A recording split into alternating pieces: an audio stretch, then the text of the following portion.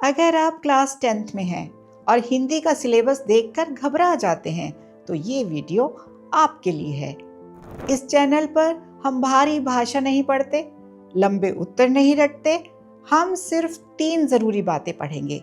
इस चैनल का मकसद आपको टॉपर बनाना नहीं, डर हटाकर पास कराना है। तो बस ध्यान से सुनते रहिए, अपने आप पर भरोसा रखिए कि आप कर सकते हैं। पहली बात, कविता का सार अच्छी तरह समझकर याद करें। तो चलिए हम कविता का सार समझते हैं। पर्वत प्रदेश में पावस। ये कविता कवि सुमित्रा नंदन पंत द्वारा लिखी गई है, जिसमें वर्षा ऋतु में पर्वतीय सौंदर्य का सजीव और जादुई चित्रण किया गया है, जहां प्रकृति पल पल अपना रूप बदलती है।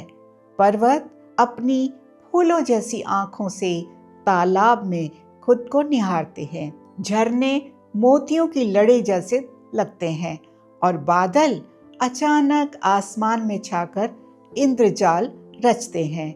ऐसा लगता है जैसे पर्वत पंख फैलाकर उड़ रहे हों और पेड़ डरकर जमीन में धंस रहे हों। दूसरी जरूरी बात, कविता का संदेश अच्छी तरह से समझें और याद करें। इस कविता का संदेश है, ये कविता प्रकृति के क्षणभंगुर यानी शॉर्ट लिविंग सौंदर्य को दर्शाती है।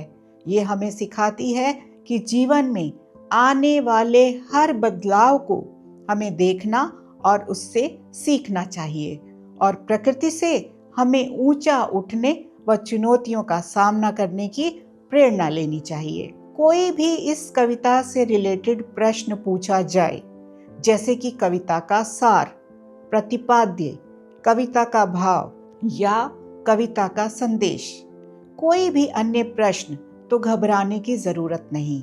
अगर कविता का सार आपको याद हो तो इनमें से 5-7 पंक्तियां आप ठीक तरह याद करके लिख सकते हैं, तो आपको मार्क्स अवश्य मिलेंगे, क्योंकि कुछ ना करने से थोड़ा कम करना ही बेहतर होता है।